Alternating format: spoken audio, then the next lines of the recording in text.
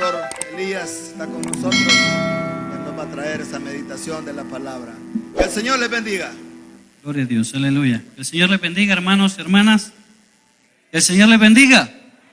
Le damos gracias a Dios por este privilegio que nos ha concedido de estar este día en su casa. ¿Y con qué propósito estamos acá? Con el propósito de alabar y de bendecir su nombre, amén. Y porque esperamos algún tipo de respuestas también de parte de Él y sabemos que aquí la vamos a encontrar. Sea bienvenido cada uno de ustedes a la casa del Señor. Si hay amigos entre nosotros que hoy nos visitan, bienvenidos. También a las personas que nos están viendo a través de la plataforma de Facebook, bienvenidos, ¿verdad?, a este culto virtual. El Dios de lo extraordinario. El libro de San Juan, capítulo 11, el versículo 38 en adelante. Cuando usted lo tenga, puede alabar al Señor con una expresión de gozo, de júbilo, amén. El Dios de lo extraordinario. Pudimos haberle puesto también el Dios de lo imposible, ¿verdad? Todo el pueblo estaba atemorizado cuando recién acababan de salir de Egipto y se encontraron con el mar de frente. Y Faraón dijo, se encerraron ellos mismos en el desierto, entre el desierto y el mar. Y cuando Moisés le dice, Señor, ¿y qué vamos a hacer? Dividí el mar, le dice. Dios es el Dios de lo extraordinario, de lo imposible. Abrí el mar, le dice. O sea, claro, el que lo voy a abrir soy yo, está diciendo Dios. Y pasen en seco. Y Dios hizo un grande milagro en medio del pueblo. ¿Tenemos la lectura? Leemos la palabra del Señor. Jesús, profundamente conmovido otra vez, vino al sepulcro. Era una cueva y tenía una piedra puesta encima. Dijo Jesús, quitad la piedra. Marta, la hermana del que había muerto, le dijo, Señor, hiede ya, porque es de 4 días. Jesús le dijo, ¿no te he dicho que si crees verás la gloria de Dios? Entonces quitaron la piedra de donde había sido puesto el muerto. Y Jesús, alzando los ojos a lo alto, dijo, Padre, gracias te doy por haberme oído. Yo sabía que siempre me oyes, pero lo dije por causa de la multitud que está alrededor, para que crean que tú me has enviado. Y habiendo dicho esto, clamó a gran voz, Lázaro, ven fuera. Y el que había muerto salió, atadas las manos y los pies con vendas, y el rostro envuelto en un sudario. Jesús les dijo, desatadle y dejadle ir. Pueden tomar sus asientos, hermanos, y que el Señor nos bendiga en esta palabra. ¿Y qué cree que le voy a decir yo ahorita? Siempre le digo, cuando vaya a su casa, lea el capítulo completo. Ese capítulo a mí me gusta muchísimo, porque hay muchísimos detalles ahí. Podemos encontrar cómo era la manera de ser de Jesús, que era una persona intensa en su tarea, en su labor, en su ministerio, en las convicciones que él tenía. Podemos ver también que tenía una gran amistad con estas 3 personas, con Lázaro, con María y con Marta. Parece que eran muy amigos. Podemos hallar, más tarde vamos a ver la muerte, después la resurrección de Lázaro y una falsa profecía del sacerdote en turno de aquel entonces que de repente dijo, no, hombre, si a nosotros nos conviene que una persona muera por todo el pueblo, porque esto va a hacer que todos los dispersos, dijo, se reúnan como uno solo. Oiga, que en el nombre del Señor profetizó algo falso. Claro, todo esto estaba ya determinado por Dios, que así iba a suceder. Entonces, de esta lectura vamos a aprender lo siguiente. Lo primero es que los tiempos de Dios, hermanos, no son iguales a los nuestros. El libro 2 de Pedro, capítulo 3, versículo 8, dice así, mas, oh amados, no ignoréis esto, que para con el Señor un día es como 1000 años, y 1000 años como un día. Y entonces, como el tiempo en la realidad del Señor es muy diferente a la nuestra, pues los tiempos del Señor son muy diferentes a los nuestros. Nosotros vemos la realidad, la entendemos de una manera y Dios la ve y la entiende y la comprende de otra manera muy diferente. Y al final nos tocará a nosotros tratar de entender cuáles son los tiempos que el Señor ha determinado para nosotros. cuando nos ha hecho una promesa, cuando estamos esperando algo de Él. ¿Verdad que si estamos enfermos, si es que oramos y solo abrimos los ojos y esperamos la sanidad, esperamos el milagro? Pero como los tiempos de Dios son diferentes, ¿se recuerdan cuando Dios le dijo a Abraham, te voy a dar un hijo? Pero es en los tiempos de Dios.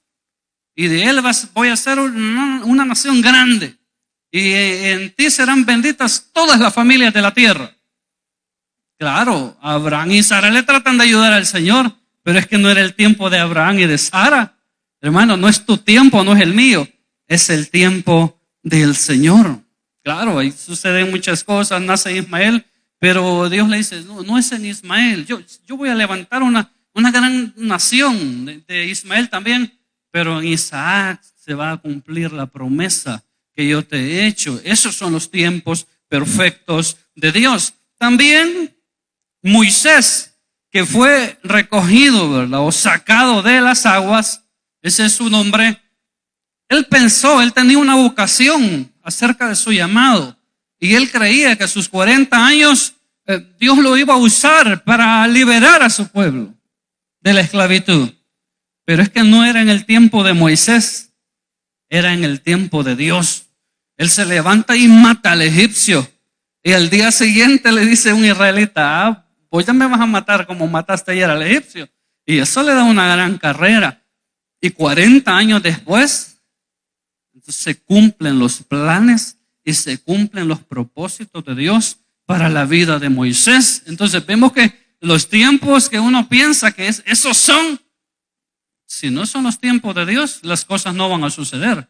Las cosas no van a pasar en nuestra vida, como los casos que estamos mencionando. Mientras nosotros estamos acá, de repente a usted le podría sonar el teléfono y es una llamada de emergencia y le podrían decir que un ser querido suyo está grave, está mal de salud, acaba de tener un accidente. ¿Y qué haríamos nosotros? Mire, los que son más frescos, vaya, está bien y espera que termine el culto y se va.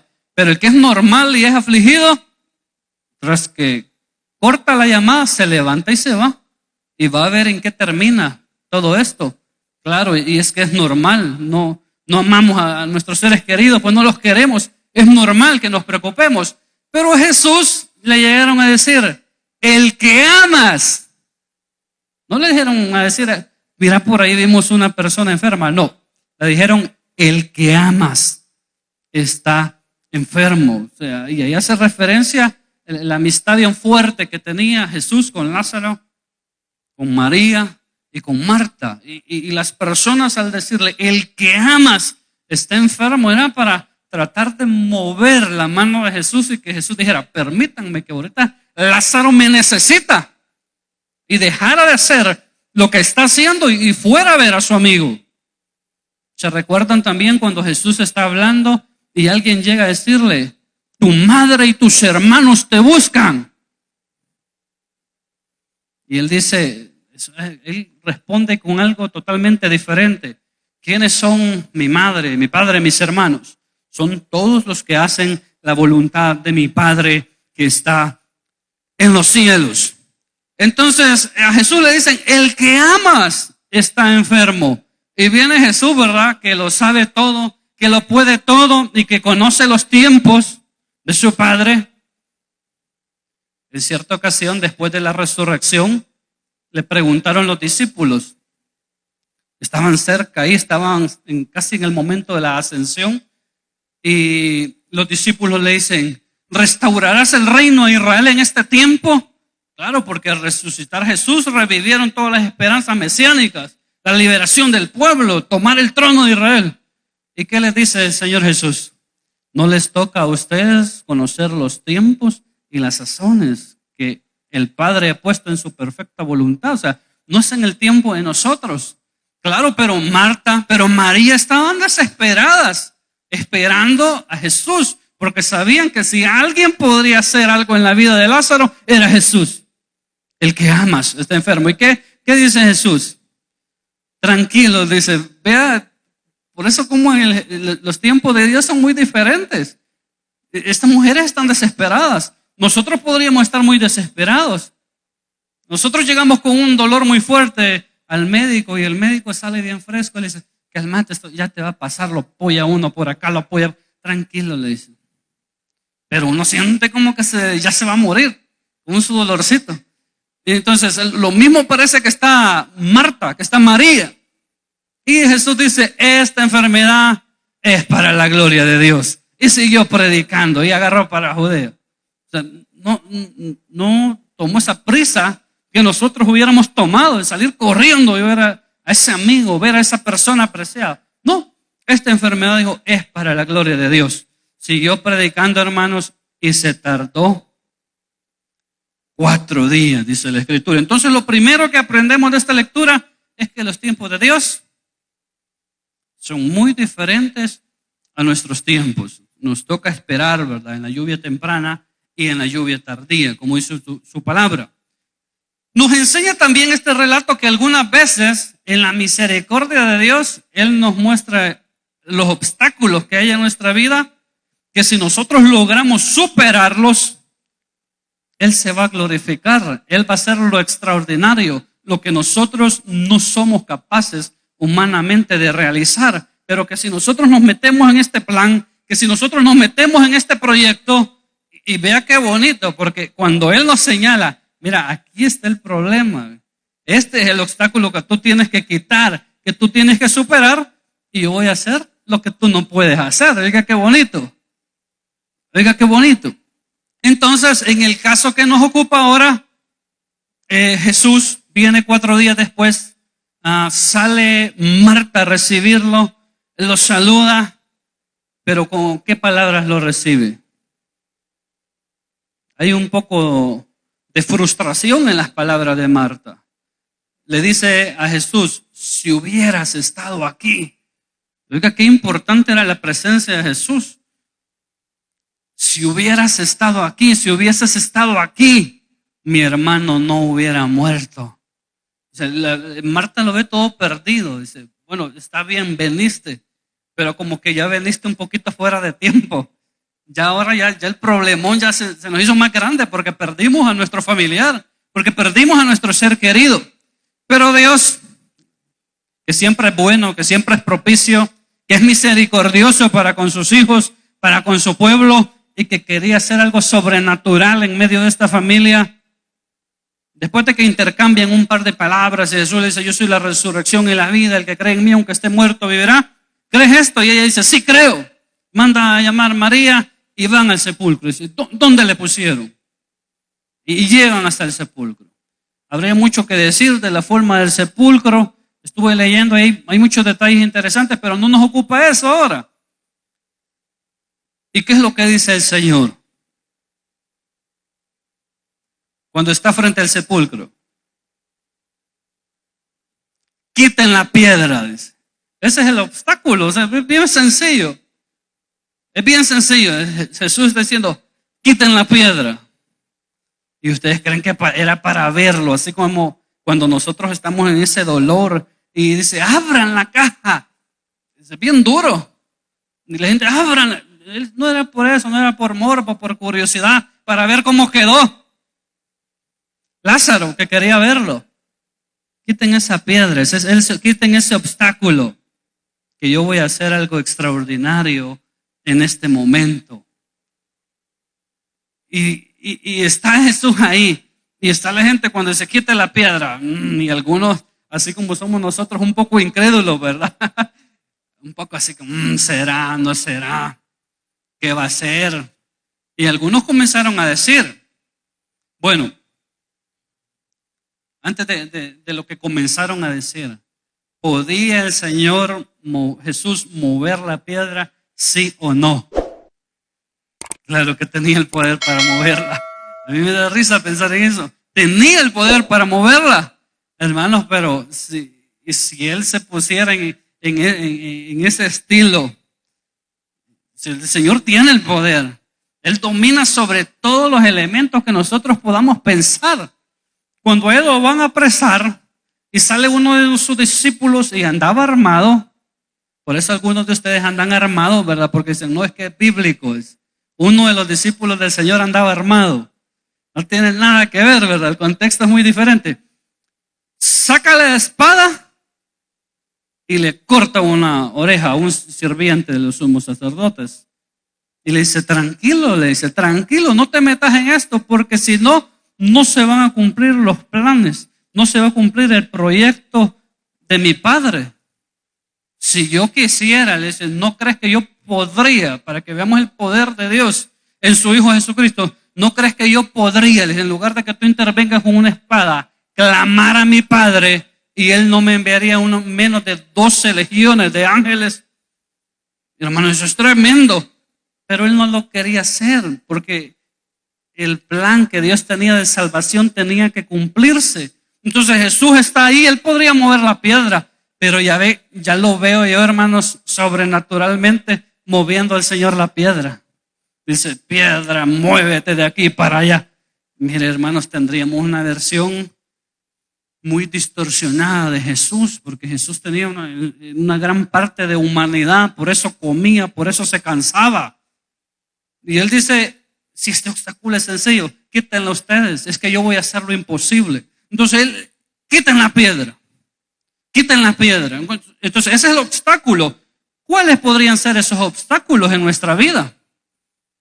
Que si nosotros logramos superarlos, Dios va a hacer cosas grandes. Dios va a hacer cosas sobrenaturales en tu vida y a través de tu vida para la gloria de Dios. Entonces, ¿cuáles son esas cosas? Bueno, yo tengo aquí enumeradas varias cositas. La idea, hermanos, de que sin nosotros la obra no camina.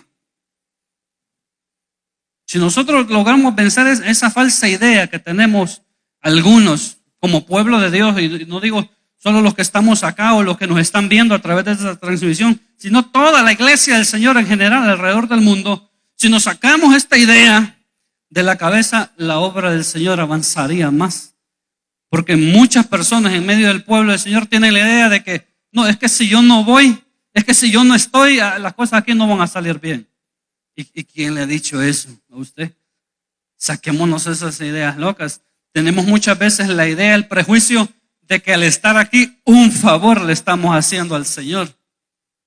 A veces somos jactanciosos, ¿verdad? Somos así. No, es que si yo no estoy en tal reunión, dice, es que si yo no voy, si yo no vengo. Mire, quitémonos esos aires de grandeza. Si el nombre del Señor sigue siendo grande desde donde sale el sol hasta donde se pone. Y ya nuestro pastor general nos dijo hace poco, es que si nosotros no hacemos la obra de Dios, las piedras van a hablar. Y si nosotros nos tardamos mucho, Dios va a llamar a otros hermanos. Entonces saquémonos esa idea. Podemos vencer ese obstáculo. Y si lo vencemos, van a suceder cosas poderosas en nuestra vida y también a nuestro alrededor. La incredulidad. En el caso de los judíos, cuando Jesús llegó ahí, dice, ¿y dónde lo pusieron? El Señor se puso triste, se compungió. ¿Y dónde lo pusieron? Dice. Y como siempre hay gente incrédula, ¿verdad? Hay gente que anda viendo, ver para decir alguna cosa. Dice, y no podía dijeron. Y así como decimos a nosotros, a veces en voz alta, decimos algo para que lo oiga otro, ¿verdad? Para que le pique a otro o para que le duela a otro. No seamos así. Entonces los judíos dijeron, y no podía dijeron, que le abrió los ojos al ciego, haber hecho algo por su amigo. Oiga, qué afrenta más grande. Entonces, pensamos un poco la incredulidad, hermanos. La gente que estaba ahí, algunos de los judíos, por gusto vino. Ya vino tarde. ¿A qué vino? Si ya tiene 4 días de muerto, hubiera venido cuando estaba vivo. Sí, pero ese es el pensamiento del ser humano. Pero Dios sabe lo que va a hacer en el momento y en el tiempo indicado. Entonces debemos de vencer primero ese prejuicio de que si nosotros la obra no avanza, la incredulidad. Tenemos, hermanos, delante de nosotros, ya se nos aproxima el sábado la evangelización. Operación Jonás. Ya tenemos un mes de estarle diciendo a ustedes, Operación Jonás. Hasta sueña usted con Jonás, que se lo traga el pez, que lo vomita, de que se va para Nínive. Y algunos podríamos decir, pero es que esa gente está curtida, esa gente ya le hemos hablado una y otra vez. Es que esa gente ya no va a ser salva. Ya escuchó el mensaje muchas veces. Eso solo el Señor lo sabe. Usted y yo vayamos y hagamos la obra que el Señor nos ha encomendado. Amén. Entonces no seamos así, incrédulos, como eran los judíos del tiempo de Jesús. En el versículo 39, hasta la misma Marta, ¿verdad? Cuando dice, quiten la piedra. Ella dice, Señor, llegue ya, porque ya es de 4 días. Hermano, si uno con un día, si no se baña, ya huele mal. Bueno, al final del día, ¿verdad? Si uno ha andado todo el día y con la misma ropa, ya si uno ya no huele muy bien al final del día. Y ya Lázaro estaba muerto, o sea, el cuerpo desde que él murió entró en un proceso de descomposición, se estaba arruinando ya todas las células y iba a comenzar a generar podredumbre en su cuerpo. Y dice, Señor, les hiede ya, ¿para qué lo vas a abrir? Hoy hubiéramos dicho, ¿para qué vas a abrir? Aquí hay una foto, aquí hay un álbum. En aquellos tiempos no había. Por eso siguieron los judíos a María, dijeron, a llorar por el sepulcro. Hiede ya, es la negatividad. Señor, ¿para qué? Si ya se murió. Ya no habrá el sepulcro. Si ya se murió. No vayamos, hermanos, a predicar. Si ahí cuántos no han pasado evangelizando. Sí, pero quién sabe si el Señor, como le dijo Mardoqueo a Esther, ¿verdad? Esther estaba quedando callada. Dijo, no, yo estoy aquí en el palacio. Había una sentencia de muerte sobre todo el pueblo. Y Mardoqueo tiene que decirle entre muchas palabras, quién sabe si para esta hora el Señor te ha puesto ahí. Dígale a su hermano y a su hermana que tiene a un lado, hermano, hagamos la obra del Señor, porque quién sabe si para esta hora el Señor nos ha llamado, si para esta hora el Señor nos ha puesto aquí, en este lugar. Entonces dejemos de decir ya no se puede hacer nada. No, hermanos, si nosotros nos prestamos, nos metemos en los proyectos de Dios, va a ver cómo van a suceder cosas sobrenaturales. El pesimismo. Y otra vez el mismo lugar. Y otra vez más de lo mismo. Hermanos, es que esta obra es hasta que el Señor venga. Esto es algo de día y de noche. ¿Por qué usted cree que el Shema Israel eso dice? Y estas cosas que yo te he escrito las vas a tener en tu corazón y por todas partes y se las vas a decir a los hijos y a los hijos de tus hijos. Y les vas a hablar de ellas estando en tu casa y andando por el camino. Porque así es la obra del Señor. Porque así es la obra del Señor. Hermanos, es vergonzoso que nosotros somos muy pesimistas, que no se puede hacer. Que otra vez más de lo mismo, que el evangelismo, que hay que innovar el evangelismo. Pues si traiga ideas entonces, y si son buenas, sin duda alguna, las vamos a poner en práctica. Fíjense que hoy para la pandemia, cuando nos tuvieron encerrados, algunos de ustedes han de haber recibido esa llamada también. Yo raras veces contesto el teléfono de mi casa y un par de veces lo contesté y eran los testigos de Jehová. ¿Qué tal? ¿Cómo está? Y le dice, yo soy fulano de tal, soy testigo de Jehová, le estoy hablando. Mire, y bien bonito, evangelizando. Y nosotros, hermanos, solo tonteras publicamos en Facebook. Algunos. Y esa gente allá estaban encerrados, igual que nosotros, pero estaban haciendo su labor, su proyecto en el que ellos creen que vale la pena y dijeron, no, yo me voy a gastar un par de dólares, voy a poner saldo, no importa que en mi línea me salgan unos dólares más, voy a evangelizar. Vaya, y nosotros no queremos hacer nada. Por eso hasta las piedras van a hablar. Hasta las piedras van a hablar si usted y yo no lo hacemos. Debemos de pensar, hermanos, la comodidad. Mire, hoy vivimos más cómodos que en los tiempos de Jesús. Mucho más cómodos. Hermanos, en aquellos tiempos no había luz eléctrica. En aquellos tiempos no había agua potable. Usted bien galán, si quiere se baña 1, 2, 3 veces. Hay agua en la pila, en los barriles hay.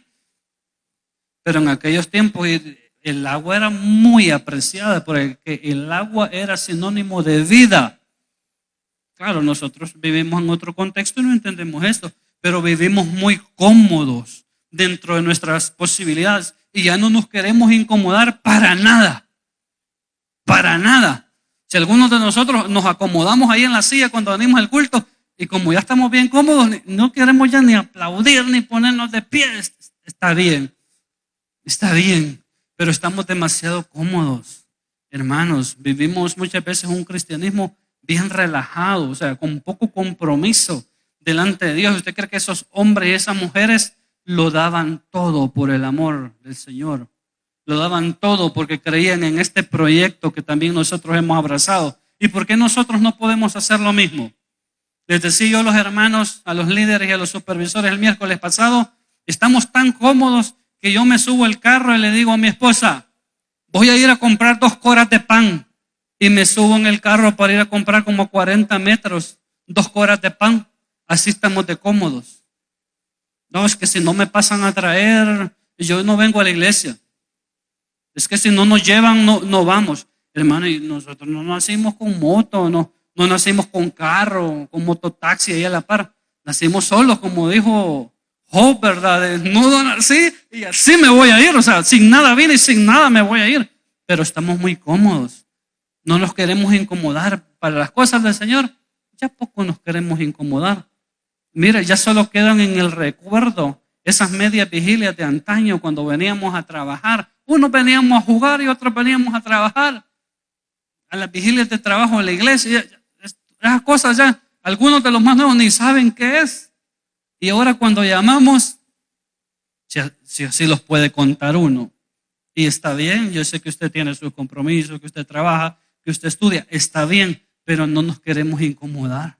Antes nos incomodábamos más. Pensamos, ay, y voy o no voy el día sábado a la evangelización. Es que si voy a dejar de vender esos $2 que vendo de más. Bueno, está bien. Usted sabe los compromisos que tiene. No, pero es que le han dicho que el sol va a estar bien fuerte el sábado. Pues eso se arregla, se pone usted una gorra, con solo que no lleve algunas letras raras y algunos números, y póngase gorra. Y si usted es más piqui, llévese una sombrilla. Pero no nos queremos incomodar. No, poco, mucho sol. Ni tiendas hay ahí para comprar una coca. Traigo una coca bien helada, traigo una botella con agua. Pero hagamos la obra del Señor, hermanos. Hagamos lo que vale muchísimo la pena. Esos son los obstáculos que tenemos de frente. Pueden haber muchos más. Otros es el miedo al contagio. Yo no voy a ir, hermano, es que hay que evitar las aglomeraciones. Hermano, y ahí viajamos en los buses y vamos 3 y 4. Dice, vamos a que no cabemos en el bus, en el microbús que yo viajaba para la universidad el año, ¿cuándo fue? El año pasado, antepasado. Hermano, donde cabíamos 4, le metían 6. Y así estamos viajando algunos de nosotros, pero para hacer la obra del Señor nos da miedo contagiarnos. Es que ya estoy muy mayor, dice uno, con 20 años. Pero andamos por todas partes. Al final vemos que esos obstáculos es un pretexto para no hacer la obra que el Señor espera de cada uno de nosotros. Entonces, al final, hermanos, si somos capaces de vencer todos estos obstáculos, piense usted cuál es el obstáculo que usted tiene ahí de frente. Al final, si somos capaces de vencerlo, Dios hará lo extraordinario. Usted y yo solo tenemos que meternos en el proyecto del Señor. Usted y yo solo tenemos que quitar el obstáculo del camino. Y lo que no podemos hacer nosotros, el Señor lo va a hacer. No sé quién citó el endemoniado gadareno, hablando de las piedras que hablan. Este hombre estaba tan impactado por lo que Dios hizo en su vida. Él quería hacer la obra del Señor, él quería ir a predicar, evangelizar. Y él letras no sabía mucho, si él acababa de salírsele una legión de demonios, eso es lo que sabía, pero quería hacer la obra de Dios, porque ya era una persona diferente. Si vencemos esos obstáculos, cosas grandes, cosas sobrenaturales van a suceder en nuestras vidas. La mujer del flujo de sangre, capítulo 5 del libro de Marcos, ella esperaba un milagro. Ella esperaba un milagro de Dios. Ella tenía fe en que Jesús, el Hijo de Dios, podía sanarla. Pero ¿qué tenía que hacer? Tenía que abrirse paso en medio de esa multitud que apretaba al maestro. No era tan sencillo. Primero porque era mujer, y en el contexto de la época, que una mujer anduviera detrás de un hombre en ese sentido era mal visto. Luego toda la gente sabía la enfermedad de esta mujer, y esa enfermedad la hacía ser inmunda. Entonces alguna gente, esta inmunda viene detrás de nosotros. Pero la mujer se abrió paso, venció la barrera, venció los obstáculos y tocó el borde del manto del maestro. Ella hizo su parte, hizo lo que tenía que hacer. Lo sobrenatural lo hizo el Señor. Y de repente dice, ¿quién me tocó? Y no es solo que quién lo rozó, quién lo tocó, sino que dice, poder y virtud ha salido de mí. Y la mujer recibió su milagro, pero tenía que vencer ese obstáculo. Después de quitada la piedra, entonces viene Jesús y dice, Lázaro, ven fuera. Y aquel que había estado muerto salió envuelto en sábanas, y el Señor dijo, desátenlo y déjenlo ir. Lo que la gente tenía que hacer era quitar la roca, quitar la piedra que estaba de tapón, y Dios le iba a dar vida a ese hombre aún con 4 días de muerto. Cuando ya Jonás, hermanos, se metió en el proyecto de Dios, de primero el Señor le dijo, ve a Nínive, él se fue para Tarsis, después estuvo en el vientre del pez. Cuando él entiende los planes de Dios, vence el obstáculo, que es un poco la rebeldía, que es un poco la desobediencia, que es un poco el ánimo de venganza, de ver que Nínive sea destruida por los juicios de Dios, porque Nínive son enemigos de Israel. Cuando él vence todos estos obstáculos, cuando Jonás vence todos estos prejuicios que tenía, entonces Dios hizo lo sobrenatural. Me impacta muchísimo la predicación de Jonás. Hermanos, Jonás no era para nada parecido a Apolos. Dice la Escritura que Apolos era una persona elocuente. Algunos biblistas se atreven a decir que era aún más elocuente que Pablo para hablar. Entonces era algo tremendo. Pero Jonás no era ni como Pablo, ni como Apolos, ni como Pedro. ¿Cuál era la predicación de Jonás? De aquí a 40, mire, yo creo que algo achicado, algo apenado. Aunque la gente no sabía, él venía devanado del pez. No sé si cuando el pez lo vomitó, se fue a buscar un lugar donde peinarse, donde lavarse un poco. Si venía de los intestinos del pez, del estiércol, de los desechos, venía algo achicado, como que la gente sabía. No, la gente no sabía. Pero la predicación, vamos a la predicación, dice, de aquí a 40 días, Nínive será destruida. Y cuando nosotros oímos eso, ¿a qué no nos impacta? Oye, imagínense que pasa alguien por ahí y dice el Señor que ese cerro ya se va a caer. Como somos incrédulos, este es lo que anda diciendo. Pero toda Nínive creyó. Toda Nínive creyó. Toda la gente, su corazón se conmovió y dijeron, tenemos que arrepentirnos. Tiene que haber un cambio de actitud en nuestra vida. Por esa predicación de Jonás, es que no era Jonás, hermano. Él solo tenía que vencer los pretextos, los prejuicios, y Dios iba a convencer de pecado la mente y el corazón de todos los habitantes de Nínive. Amén. Hasta el rey dijeron, no, hombre, pongámonos en ayuno y convirtámonos.